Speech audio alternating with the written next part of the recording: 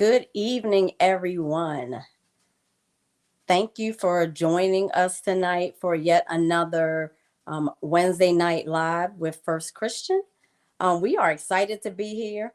It is 1 year since our pastor, our number one author, released her book, and so tonight we're going to have a conversation. Just a couple of her girlfriends, so as a couple of her girlfriends. So before we even bring everyone out, if you could like and share this event so that we can get everybody in on this conversation. So let's go ahead and get started.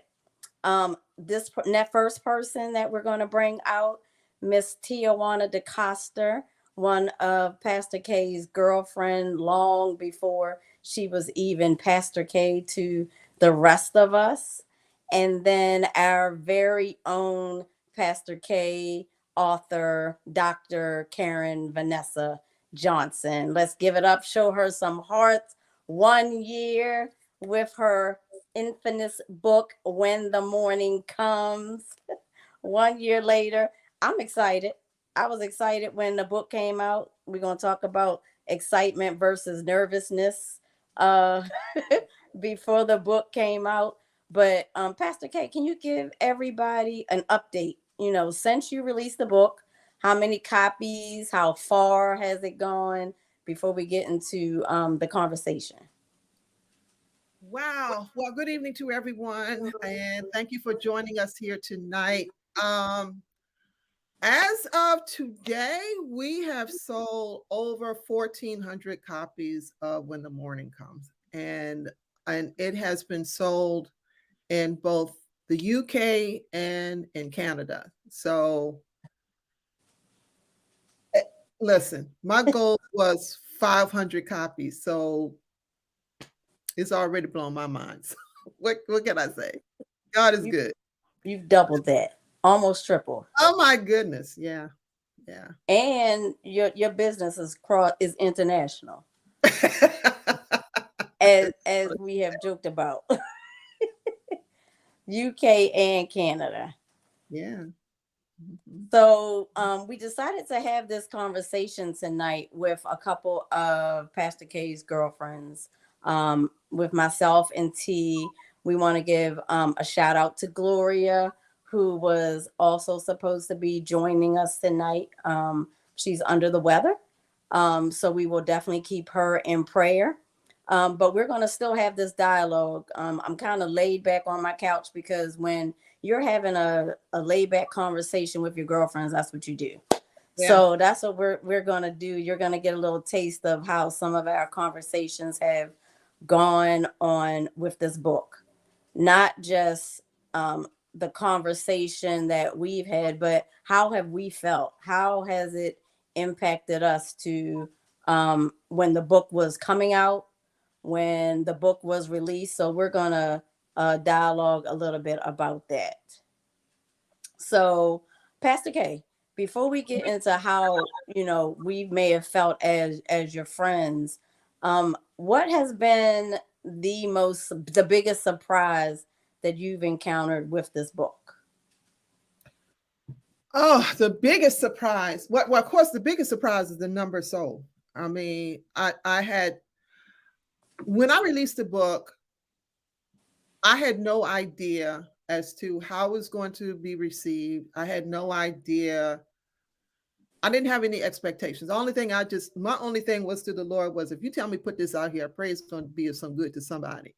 But at the same time, I really didn't know what to expect. I didn't know how people were going to respond to it.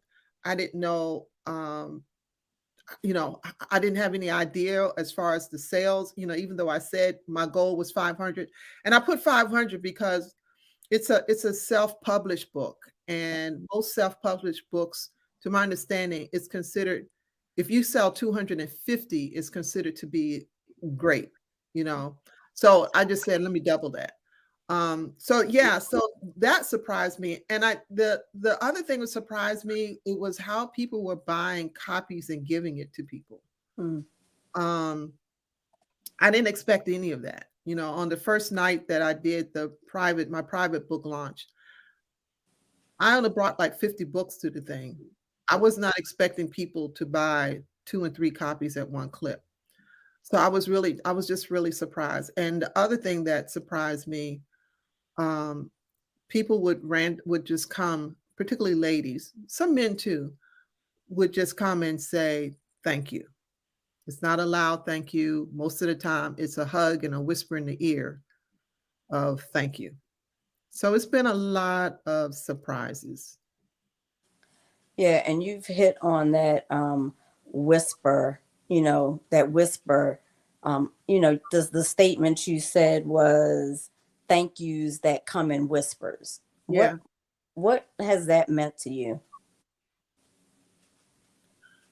Well, really, the first of all, like again, I was thinking, why are you thanking me for the book?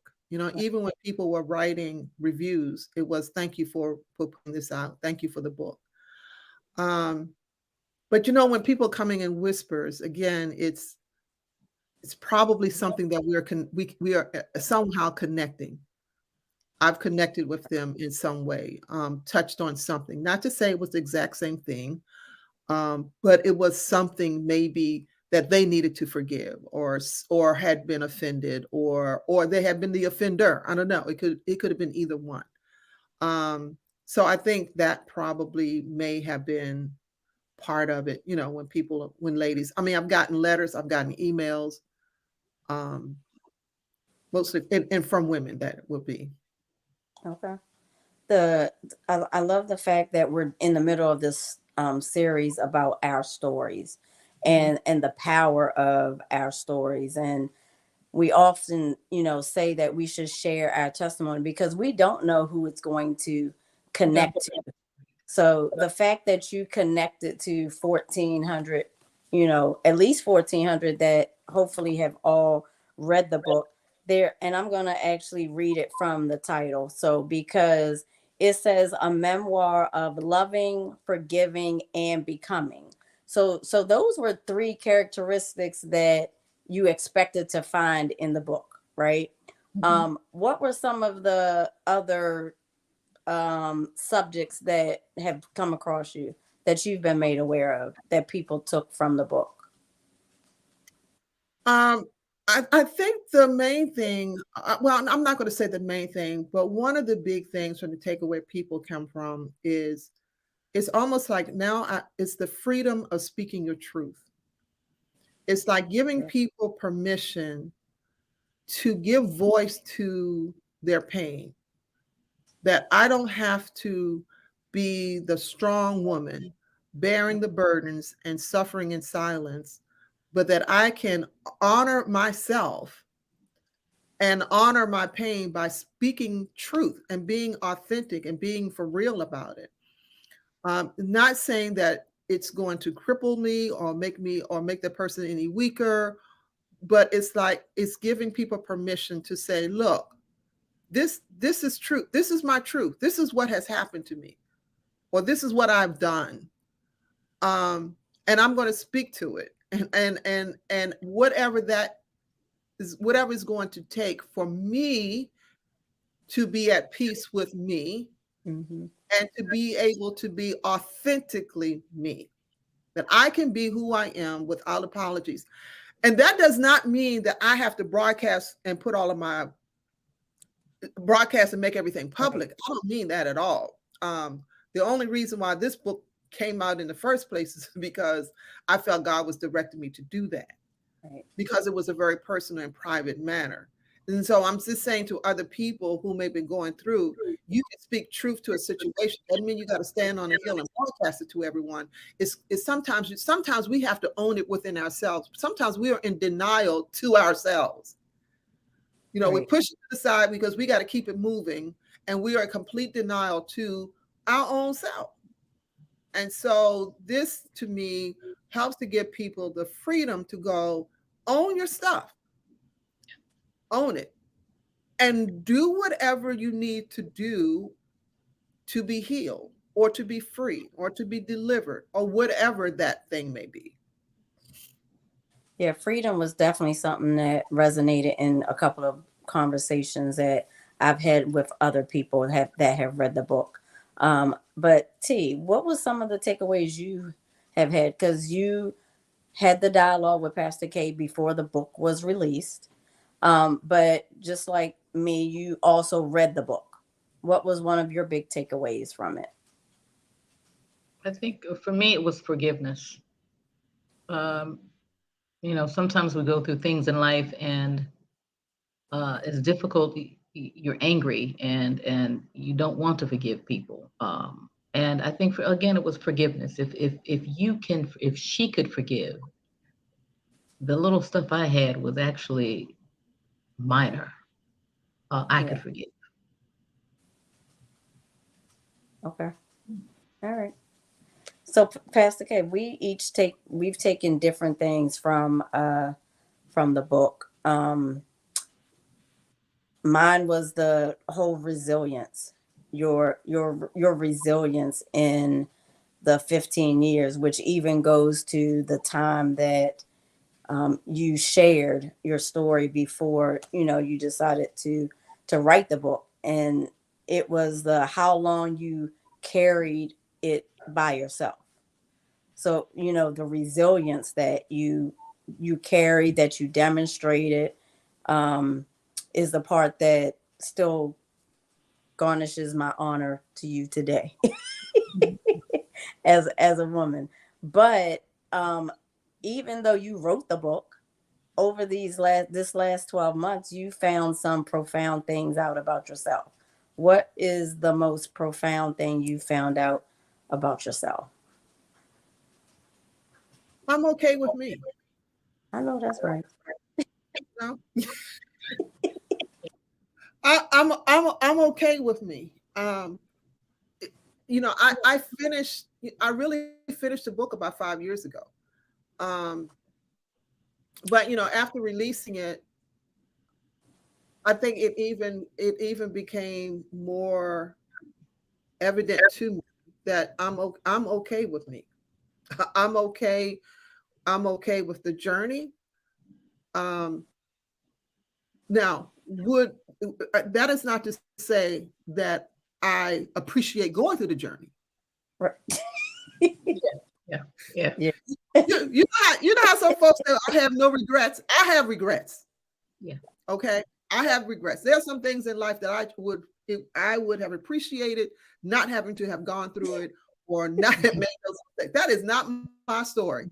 Um, however, because this is what has happened, this is what we went through, but this is me, and so I am okay with where I am. I am okay with me. I am okay with the journey since we went there, since we had to go with that. Yes, did it take me through some changes? Yes, it make no mistake about it. Do I have regrets? Yes, I do. um but at the same time, I've come to terms with those regrets. There's some things you just know it is what it is. You can't change it, you can't undo it. You can either dwell in it or you can move on, learn from it. It is just part of your history, but it's not all of you you know Right. uh, Erica had asked me a question.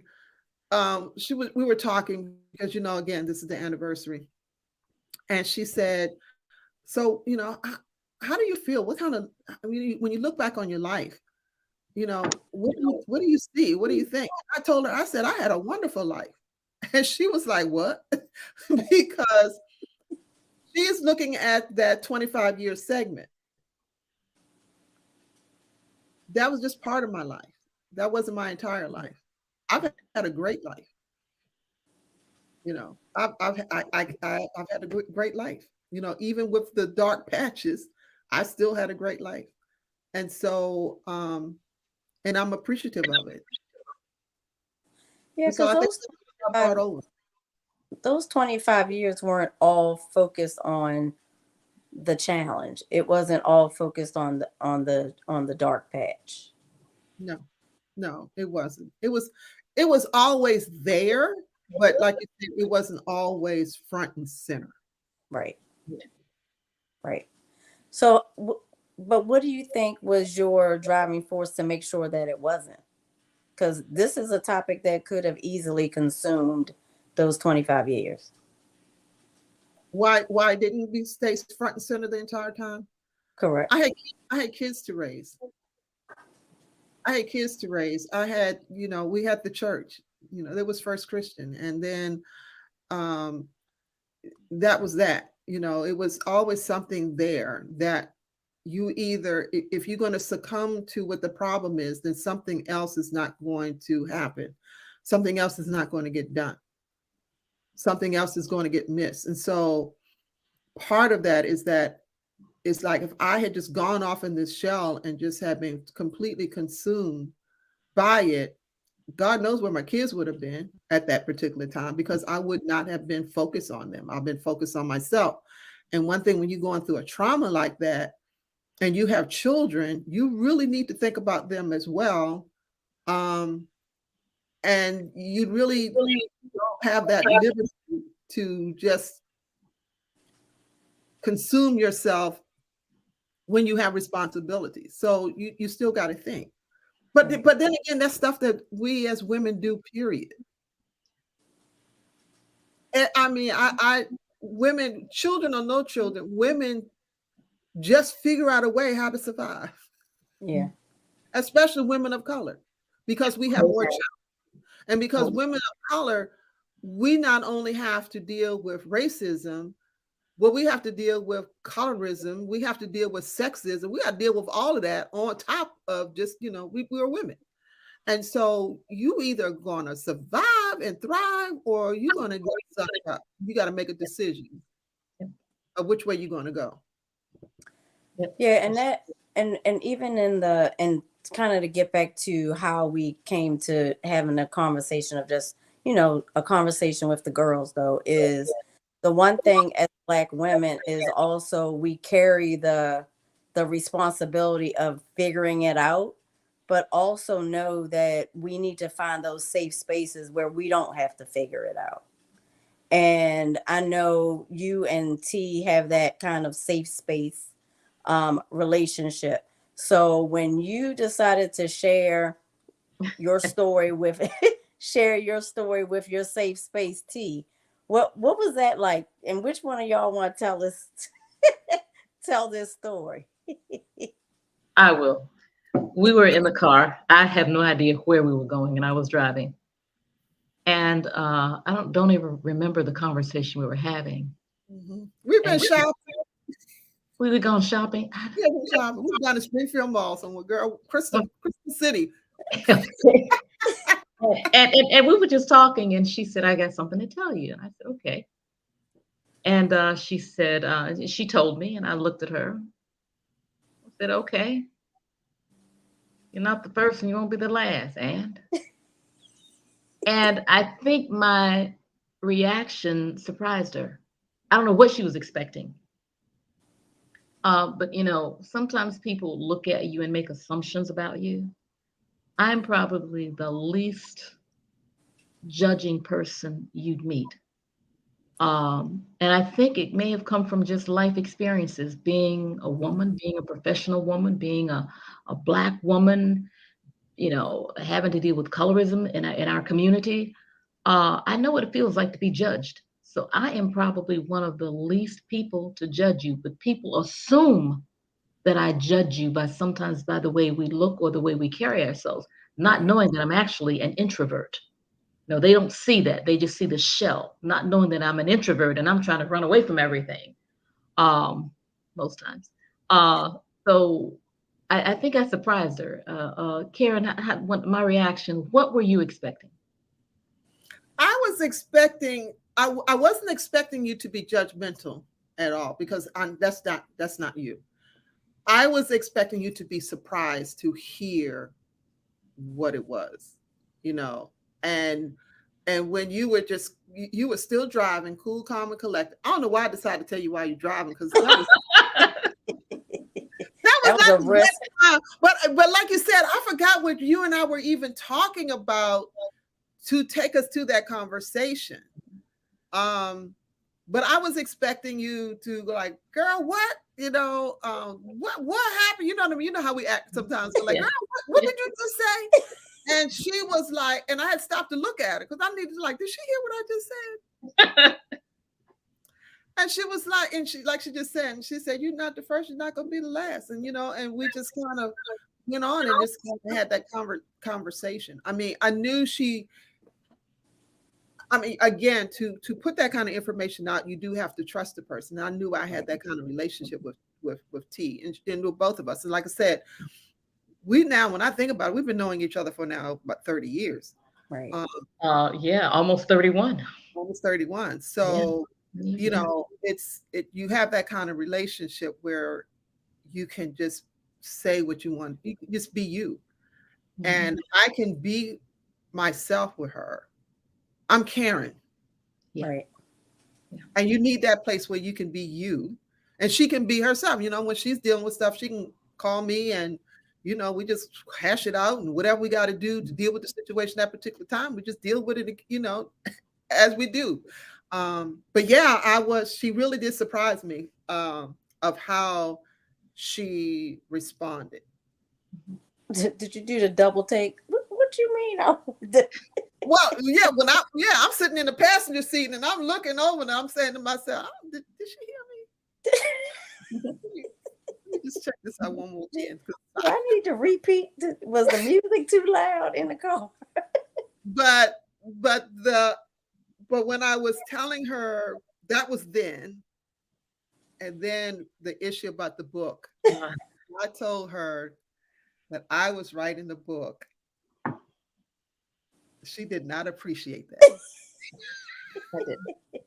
Because I felt that it's personal and it's private, and so many people would judge her, and I would have had, and if it occurs, I would still have an issue with judging her.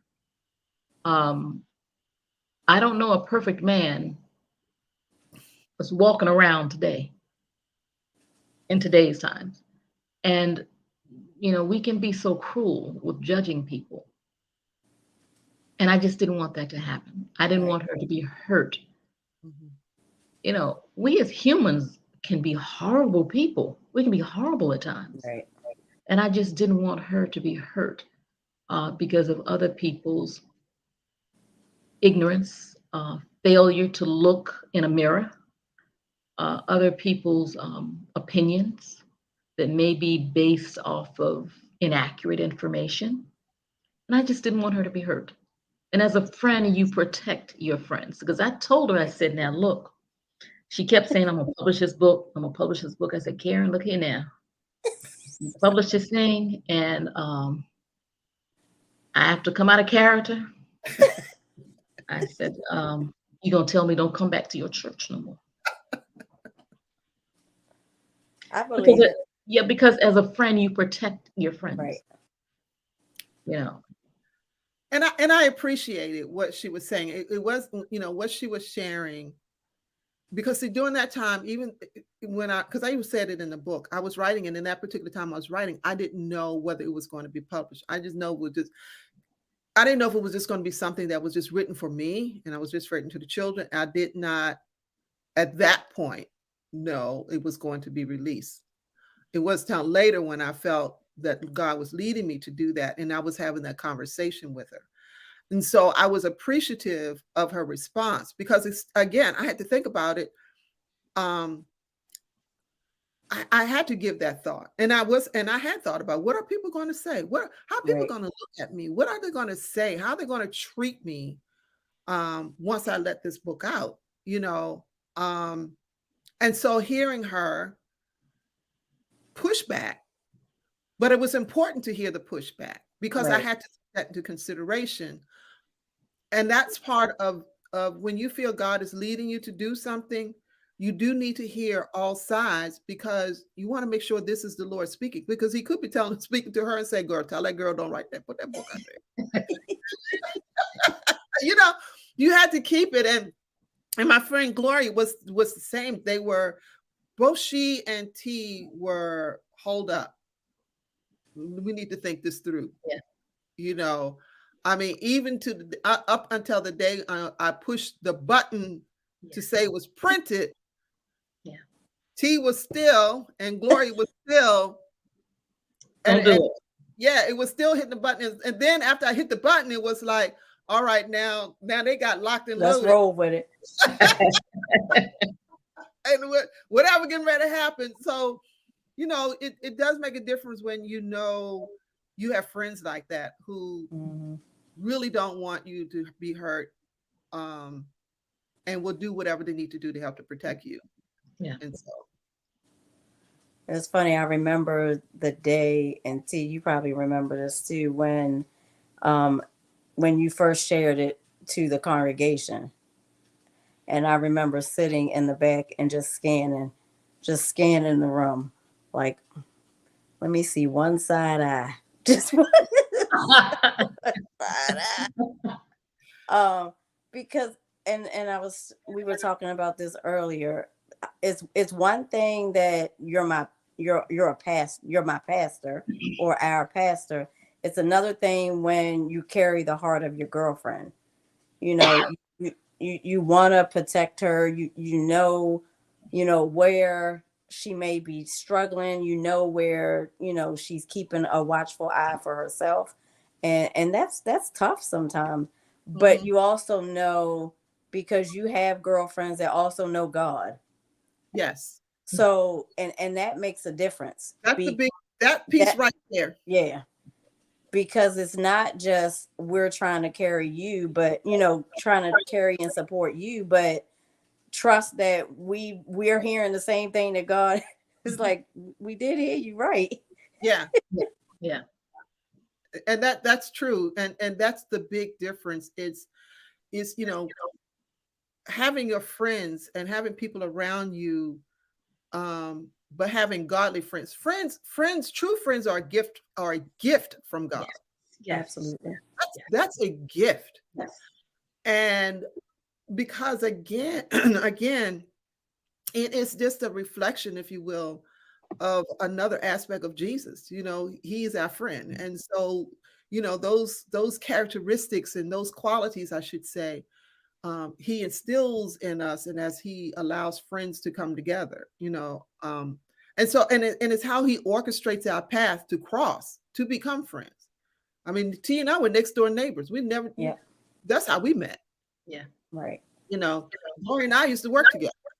That's how we met. So, it's how he allows those paths to cross, and that's another thing about when it comes to friends.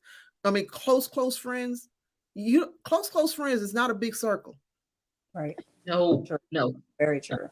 No. That inner circle is small and tight, and it's not to say anything's wrong with other friends. It's just, you kind of naturally kind of keep that in, and just knowing who your people are in your circle. And it's not, because sometimes people will go like, oh, you got a clique. No, it's not a clique. It's friends. You got friends. I got friends. Right. This is like that. And it's funny because even though you're a public figure, as a pastor, you have a whole congregation, that sometimes it seems that people forget you do have an inner circle. And when you were writing this book, you needed that inner security. Yeah. I mean, during that whole time, I mean, even going, before the book was written and going through those, especially those first few years. And then, because remember, I didn't go to counseling until 11 years. That was 11, 15 years later, before I even went to counseling. And then, when you go to counseling, all that stuff gets turned up, and you really need friends at that point, to kind of help because you're trying to process it. You're feeling some kind of way about it. And so you do need that relationship. And so, yeah, when you have that, it's a good thing. And people often forget, with her being a pastor, that she's still a woman. She's still a person. Mm-hmm. She's still going to have trials and tribulations like everybody else. And people often forget that and put and would put her, and I'd say any public figure, as you stated, in a box, and failing to realize that there's humanness Right. there. Yeah. Karen knows that I'm a big music fan. There's an old song says, "I'm only human, born to make mistakes." Mm-hmm. Mm-hmm. Yep. I see somebody have a question here, Daphne. What would you say to someone who's dealing with the weight of trying to figure it out right now, how to be resilient? Trying to figure it out. That's a good question. I can only respond to that just by my whole process.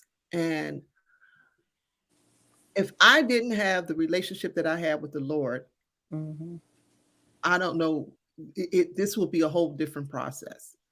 And so it begins with having a relationship with God, and it's best to have a relationship with Him before there's a problem. Yes. Before there's a problem. Not to say you can't get into a relationship once a problem arises, you can, but it's important to do that. And because in this whole time, I had to trust Him.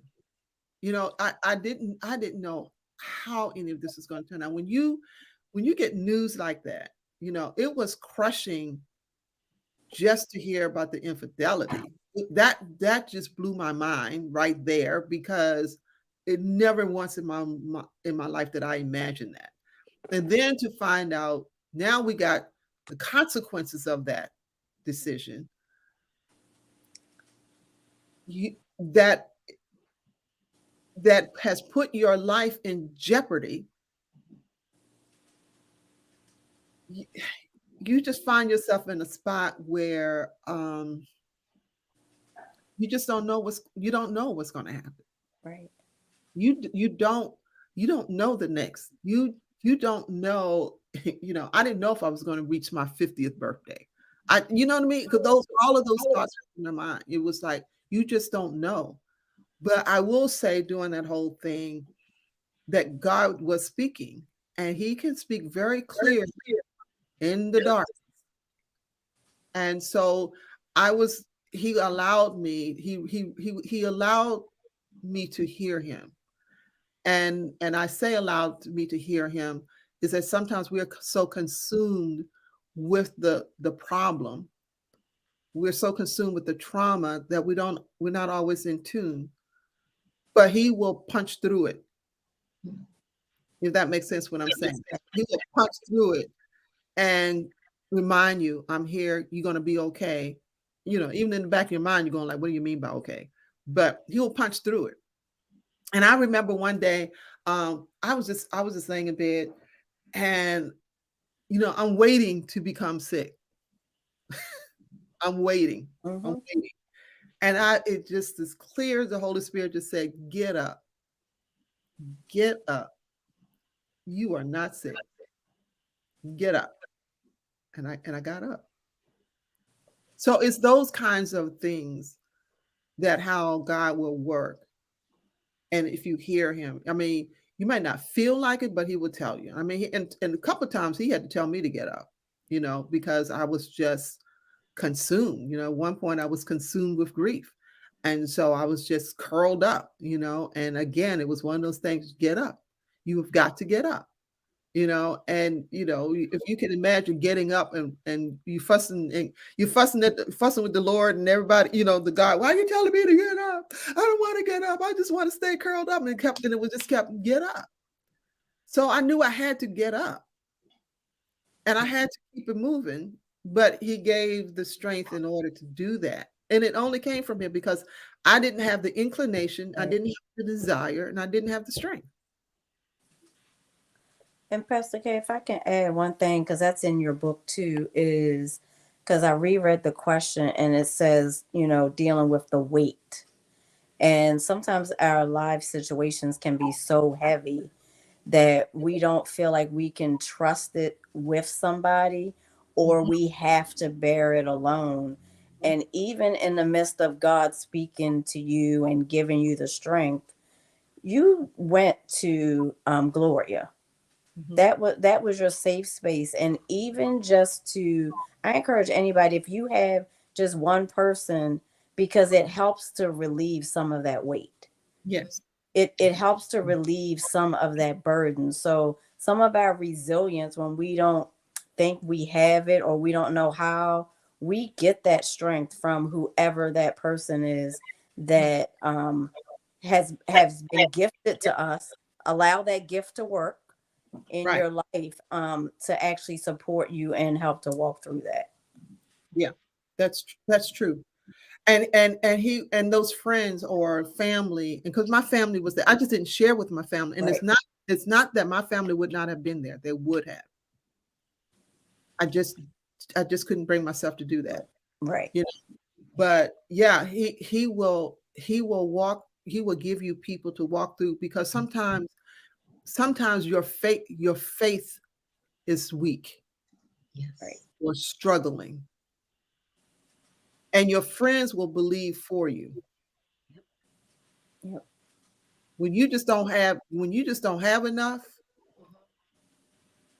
they will step in and believe for you. Yep. You know?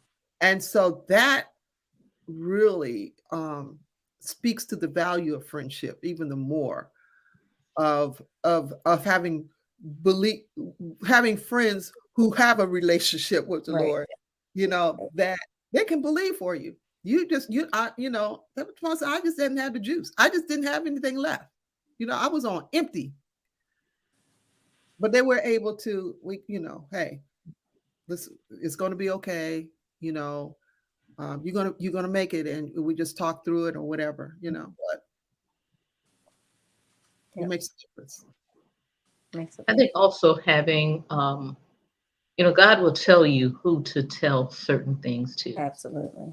And everything is not meant for everybody. And it's not that you don't trust them or you don't. Sometimes it's not a good time for them. The timing may be off, and that's not God's timing for you to share it with them.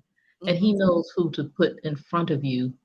I don't think Karen had planned to actually tell me that. We were doing something else. But I think the Holy Spirit pricked her heart and said, this is somebody, I don't know if she was going through the day before or the week before. Right. And when she told me, I guess my reaction was like, okay, and next.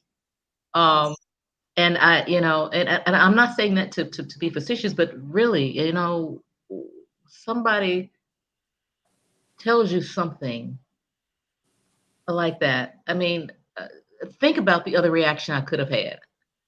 How devastating that would have been to her. Right. Think about how that possibly would have put her in a box. And I just think I'm not one of those people. And I'm like, Anne, okay. Yeah. And see Not that, that I didn't take it seriously. It's life. but see, just now when you said that, and I think that's pretty important, is your response is another way of God strengthening her, Yes. because it's a response that reassured her.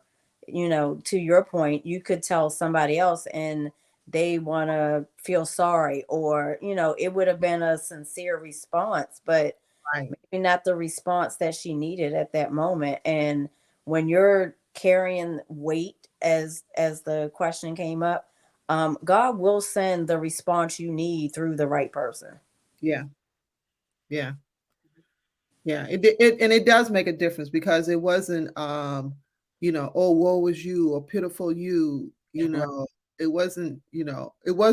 Oh, I'm glad it wasn't me. It Right. wasn't. Well, thank God for that one. Yeah. Yeah. But yeah, it does. It does. It makes a difference. Going through that whole process. And even then, because like I said, even when it comes down to coming down to beginning to release the book, that's when T and I, we really had the conversation going back and forth, Yeah. back and forth. She was adamant. We're not doing this. No, Yeah. because I consider myself like Fort Knox. If you say something to me in confidence, that's what it is. And I didn't share that with anybody, not even my sweet pit bull. Didn't share it with anybody. And because it was in confidence. Right. And how many times have in life that we thought that we had a friend and we shared something in confidence and you heard it again? Mm-hmm. The hurt and the pain behind that. And I guess I try to do, that we often use it so willy-nilly, treat people like you want to be treated. People say that, but they don't really mean that. Right. And I'm one, I carry that cross. I carry that burden. If I want to be treated a certain way, I'm going to treat you a certain way. Yeah. And, she came to me in confidence and it stayed in confidence. It stayed until she, got that book out. That was not something that I felt comfortable. And neither should I share it with anyone because that was in confidence between the two of us. If I had gotten hit by a bus, that would have stayed with me, smashed up by the bus. We are so glad it didn't come to that.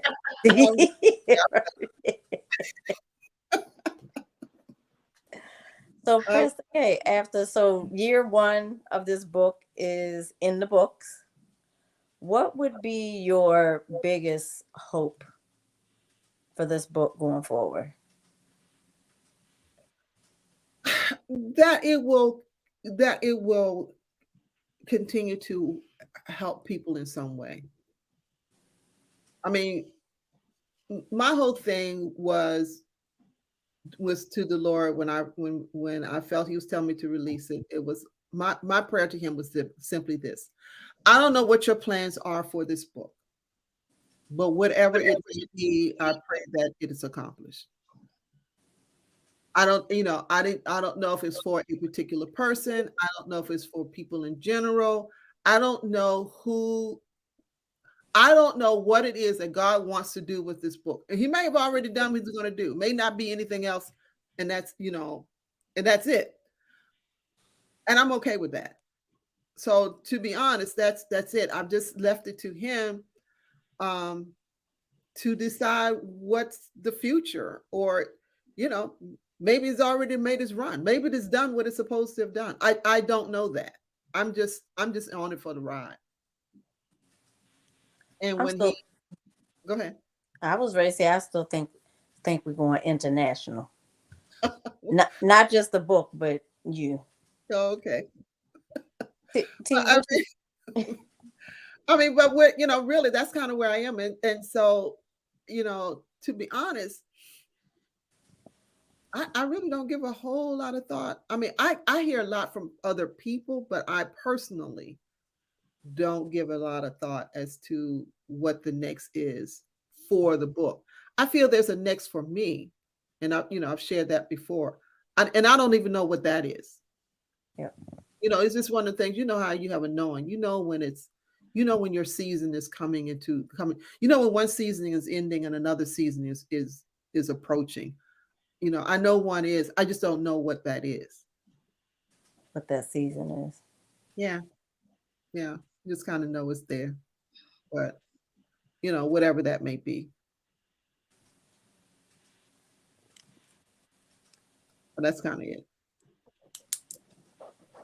So T, with the book, surprisingly, even though it's Pastor K's book, we oftentimes have thoughts of what we would like to see with the book. Do you have any thoughts on how you would like to see the next?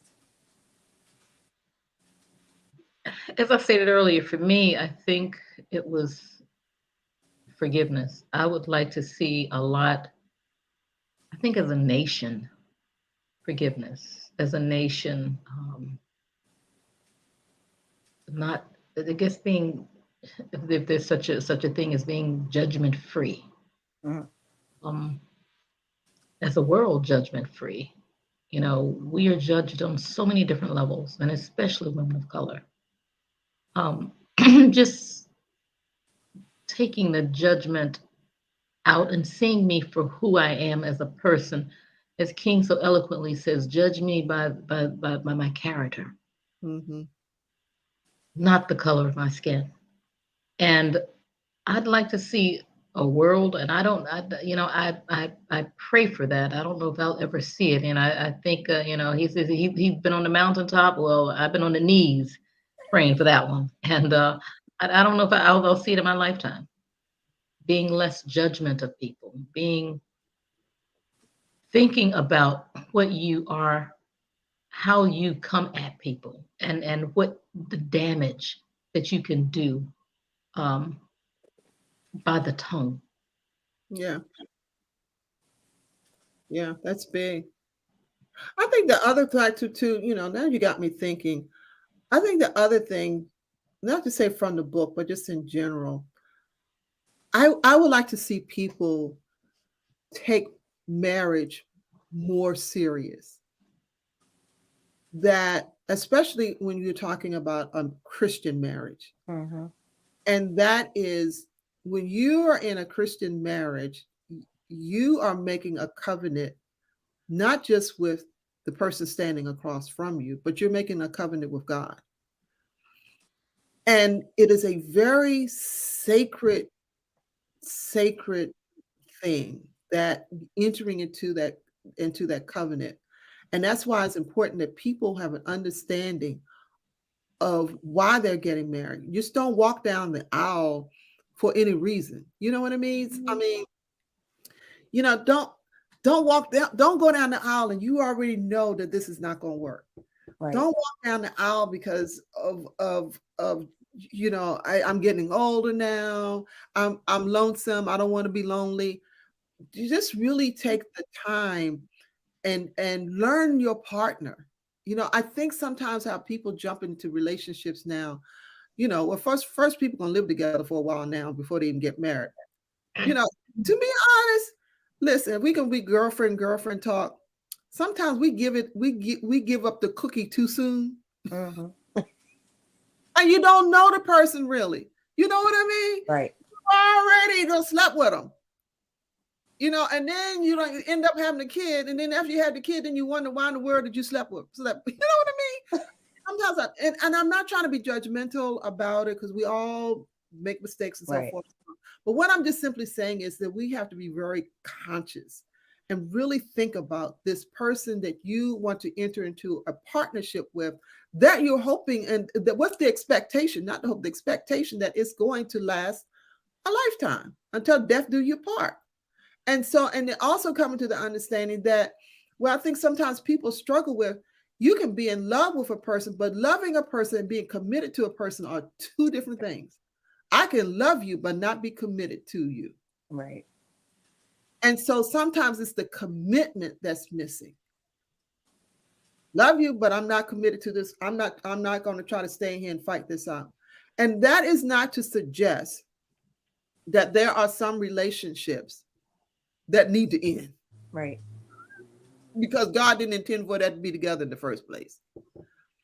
I don't think people should be you should be in a relationship where you are in physical danger, mental danger. Right. No, you need to be safe. I'm not talking about, I am not one of those pastors who are going to tell you, a woman whose husband is beating the crap out of them, well, you need to stay with them. No, you need to get somewhere safe, and he needs to get some help. And if the woman is beating the crap out, I'm telling man, you need to go somewhere, and she needs to get some help. But I just think that if people would be more conscious, more in tune to getting a partner, asking the Lord to direct them in that relationship, and then really inviting him, allowing him to be a part of that relationship. And he will bring you through, because when you're married, you're going to hit every last one of them vows. In sickness and in health, in richer and in poor, you're going to hit every last one of them. Okay? Yeah. And so I do believe that, with whatever challenges a couple may face, if they choose to deal with it together with God, he will bring them through. But it has to be, the two of them have to have that decision. The two of them need to be in agreement that we're going to work this out, and we're going to have God to be the one who's going to lead us and guide us through this whole conversation, through this whole process. So, Pastor K, there's a question in the chat also on whether there's going to be another book. Will there be another book?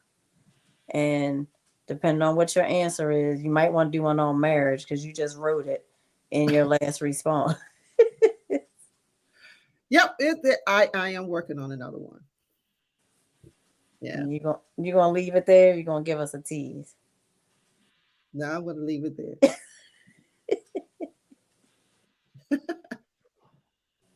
I would leave it there.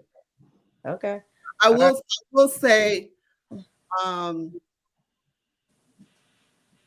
it's another book that's dealing with processing and moving ourselves to another level.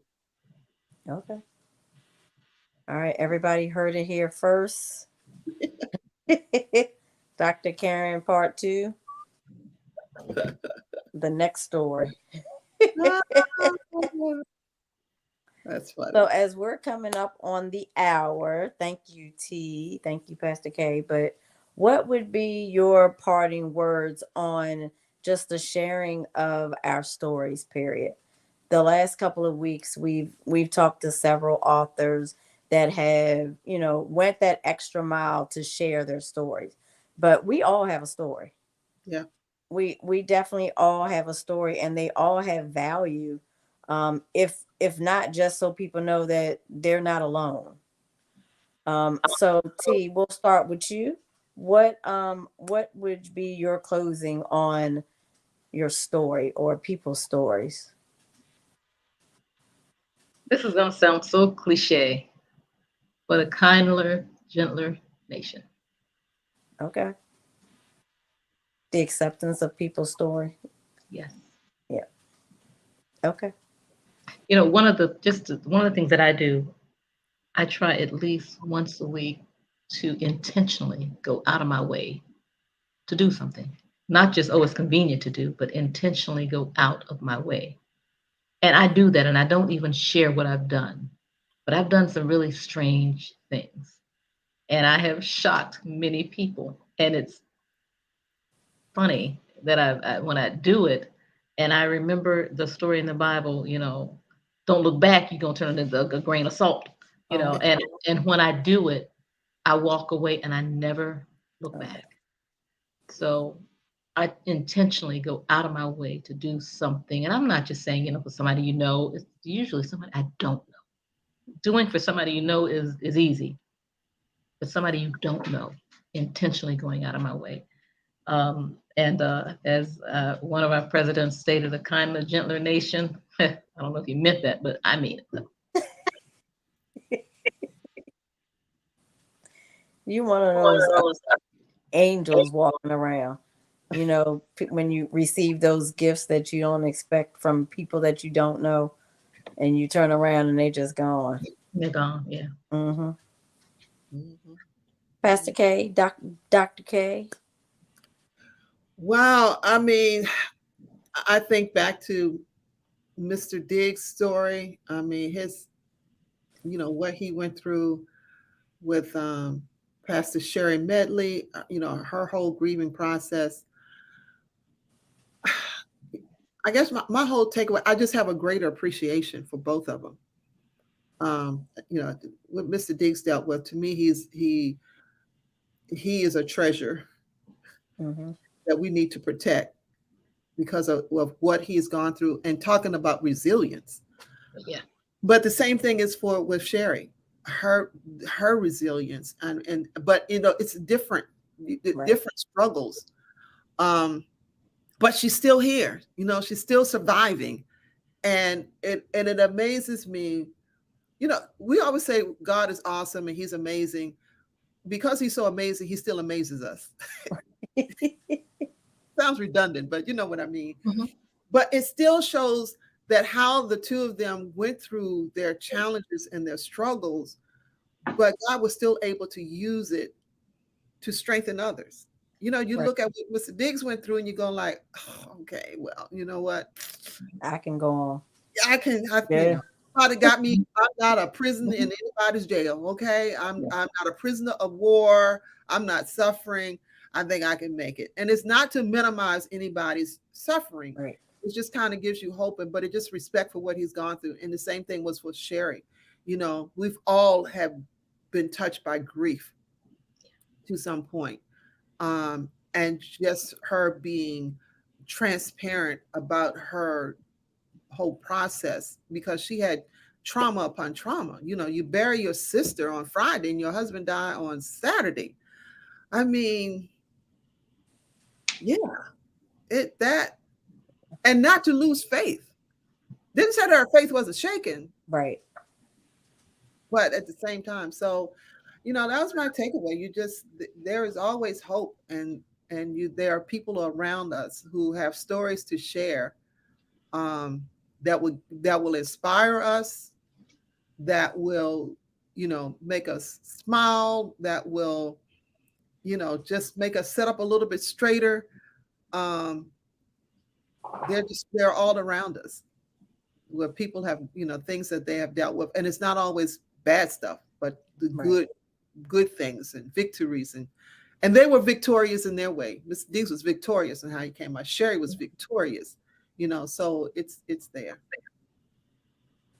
So thank you for sharing your victory and your story. And for everyone that is watching, understand that your story is meant for someone as well, to strengthen someone. Everything that we've gone through, our stories matter. Your story has a blessing in it, both for your healing and for the healing of somebody else. So with that, we say thank you. Happy belated Thanksgiving and happy upcoming holiday. And we will see you in a couple of weeks. Yep. Have a good night. Good night, Thank you, everybody.